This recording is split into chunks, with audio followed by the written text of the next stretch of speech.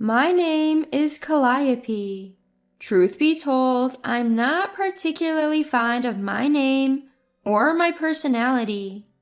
People often tell me I'm pretty intense for a woman. Because of this, I was constantly butting heads with people at work and frequently found myself in hot water with my boss. One day, 5 years into my career, I was drowning in paperwork and had no choice but to work late. Finally, when I managed to catch a breather, I checked the clock. It was just past 11 p.m. Wow, it's late. I need to head home. I saved my work, shut down my computer, packed my bag, straightened my chair, and left the office. On my way home, I took a detour to a park nearby. As I sat on a bench, I looked up and noticed the full moon brilliantly illuminating the night sky. Wow, what a beautiful moon! Yes, it is, isn't it? Huh? Startled by the sudden response, I glanced to my side and saw someone sitting next to me, apparently reacting to my mutterings. When I hesitated to reply, he looked at me and grinned. Working late, huh? Yeah, I said. For some reason, his face felt reassuring, even though I was pretty sure we'd never met before. Just then, he stood up and said, It's getting late. Are you okay with heading home this late? Startled, I checked my watch. It was 11:40 p.m. Yikes, I gotta go. As I started running, he waved goodbye. I looked back a few times, but he was gone. That was how I met my now husband, Zeppelin. A few months had passed since that mysterious encounter. I was yearning to see him again, enveloped as he was in an intriguing aura. But as time ticked away, a month, then another, it seemed our paths would never cross.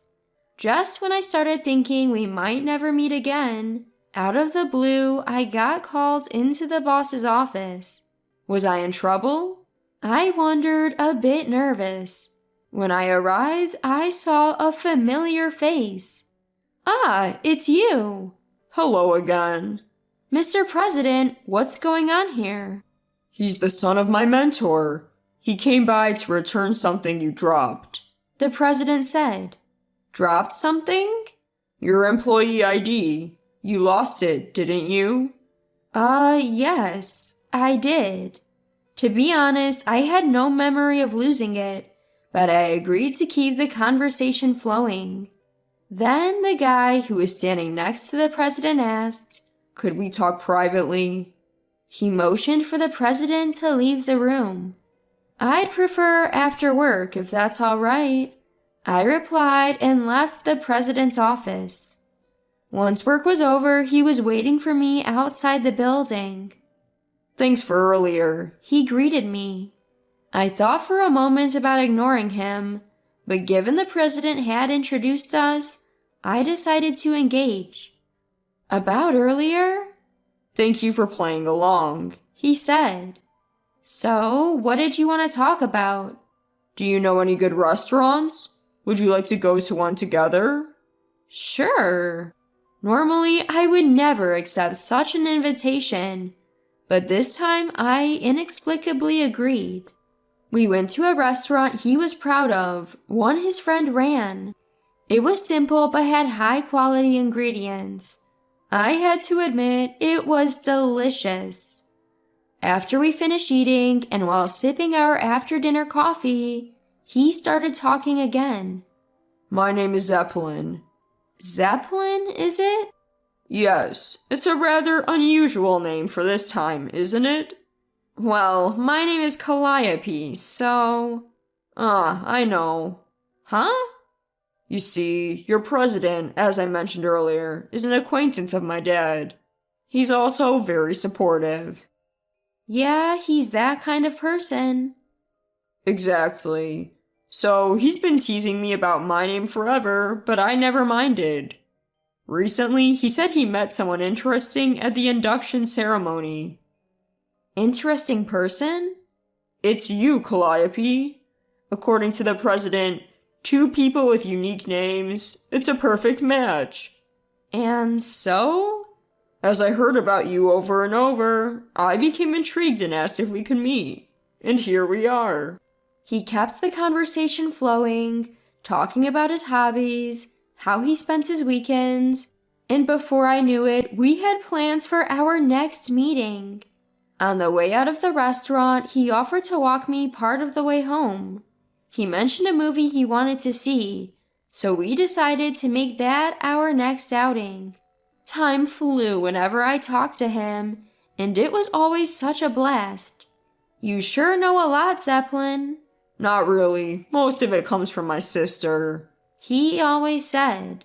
I started thinking it might be nice to meet his sister someday. And so, after several years of dating and 5 years into my job, he proposed to me at that very first restaurant. And just like that, Zeppelin and I became husband and wife. Needless to say, we both laughed when we saw our unique names, Calliope and Zeppelin, written in the spaces for wife and husband on our marriage certificate. After our wedding, I was introduced to his family at a gathering at his parents' home.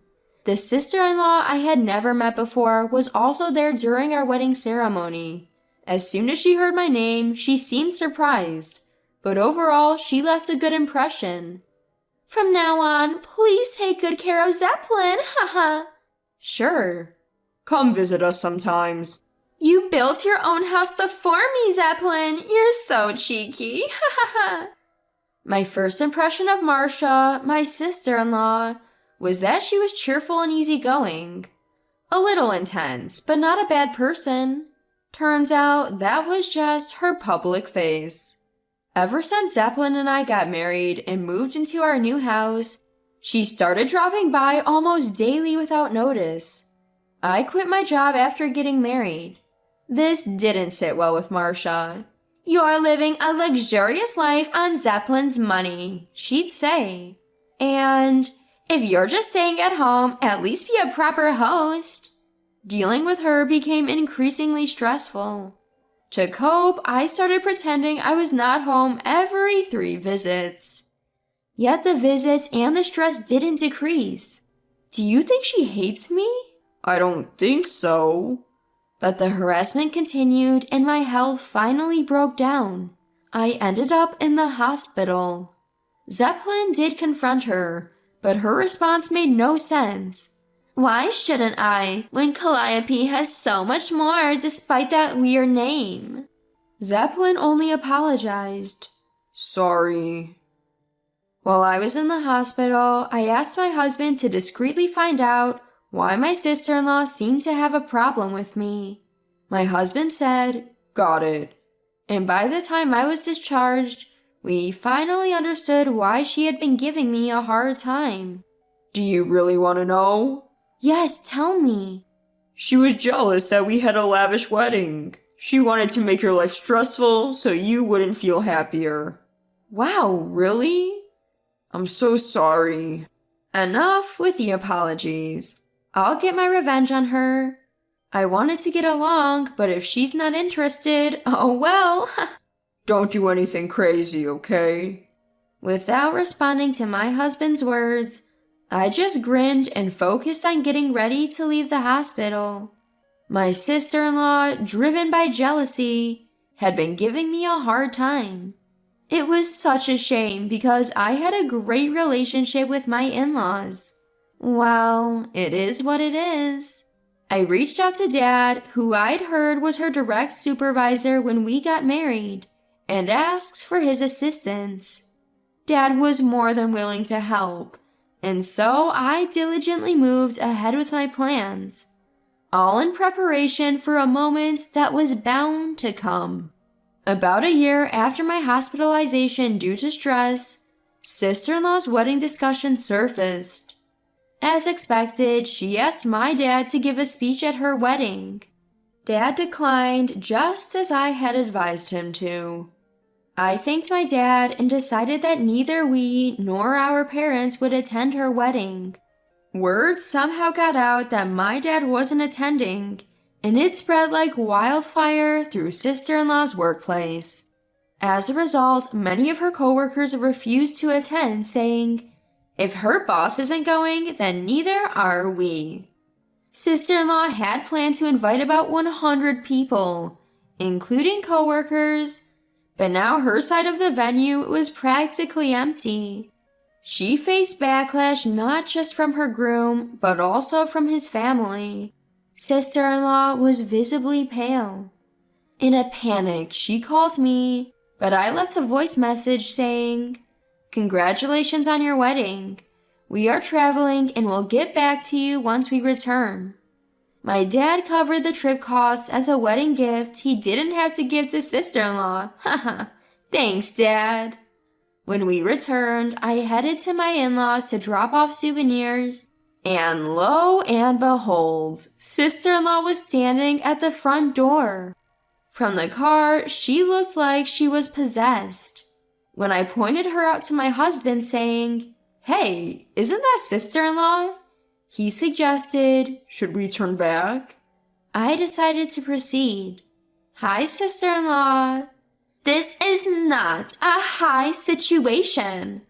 Congratulations on your wedding." "Congratulations." "Congratulations? Are you kidding me? Your father, who was supposed to give a speech, suddenly backed out. And because you guys didn't show up, half the seats at the venue were empty. It was an absolute disaster of a ceremony. Make it up right now." Hearing my sister-in-law erupt in anger like this, my husband stepped in saying, "It's not Calliope's fault, you know." Hearing that, sister-in-law snapped. "Zeppelin, you better keep your mouth shut." Fed up, I yelled back, "Are you kidding me? You should be the one compensating me for my hospitalization due to stress from your harassment." "Well, I have medical reports to prove it, so be my guest if you want to take this further." "That's because I was envious of you. You had everything I wanted." "I heard your wedding was called off halfway." "Yes, it was supposed to be a special day." Sister-in-law starts crying as she says this. I can't help but feel guilty and think to myself, I'm the one who should be crying here, while staring at sister-in-law. Then my husband, who has been watching the whole time, joins the conversation. "Sis, "What is it?" I'm sorry about the wedding. That was overboard on my part. But what you did to Calliope is even worse. She's hospitalized. You could have put her life at risk." "Look, You reap what you sow. Be kind to others, and they'll be kind to you. Be cruel, and you'll get it back." I didn't do anything wrong. I absolutely didn't." I decided to make an offer to sister-in-law. I thought I'd give her one last chance. "Sister-in-law, what now?" "If you change how you act and what you say to me, I'll make amends for the wedding fiasco. How does that sound?" You showed up uninvited, rummaged through our stuff, complained about what was prepared for you, and spoke ill of others. I want you to fix that." "Okay, but..." "Sis?" "Fine, I'll be more careful. I'm sorry." I'll talk to Dad then." Sister-in-law looked at me with her tear-streaked face, showing a glimmer of regret. I'm not thinking of this as revenge, but she promised to be careful, so let's see how it goes. A few months later, sister-in-law and I, having reconciled for now, decide to redo her wedding, thanks to my arrangements. We rent a small church through a friend of mine. Sister-in-law was fussing about her plain wedding dress, but she shut up when I said, "Should we call it off? Haha." The ceremony was the most beautiful one I've ever seen. Sister-in-law seemed to enjoy herself and happily showed off her wedding dress to our parents. Of course, my dad gave the wedding speech. "I appreciate your cooperation in resolving our differences, and I'm happy you agreed to take this on." Dad took the stage and, gripping the microphone, said this to sister-in-law. Today is a blessed day, and I want to sincerely thank everyone for taking time out of your busy schedules to attend Marcia and her spouse's wedding ceremony. Believe it or not, this is actually our second time around, a do-over of the previous ceremony. Despite this, I'm incredibly grateful to all of you who've shown up to celebrate with us. Dad's speech covered a range of topics, offering insights into sister-in-law, and it was a wonderful speech. He concluded with, Charity begins at home. I offer these words to her. Always act with a heart of service. In the end, your good deeds will return to you. Sister-in-law nodded repeatedly, crying. And so, sister-in-law's second wedding concluded perfectly. Among the guests were some who had attended the first one, and they agreed this ceremony was much better. I might want to get married here, we heard people say. Sister-in-law seemed genuinely pleased that everyone thought her wedding was absolutely wonderful. I found myself sincerely hoping for a lifetime filled with happiness for the newlyweds, and felt reassured about having a positive relationship with sister-in-law moving forward. Once again, congratulations, sister-in-law. May you be happy forever. I softly whispered these words of celebration. Whether she heard them or not as she made her rounds, sister-in-law remained smiling from ear to ear. They seemed to float away with the balloons in the clear blue sky.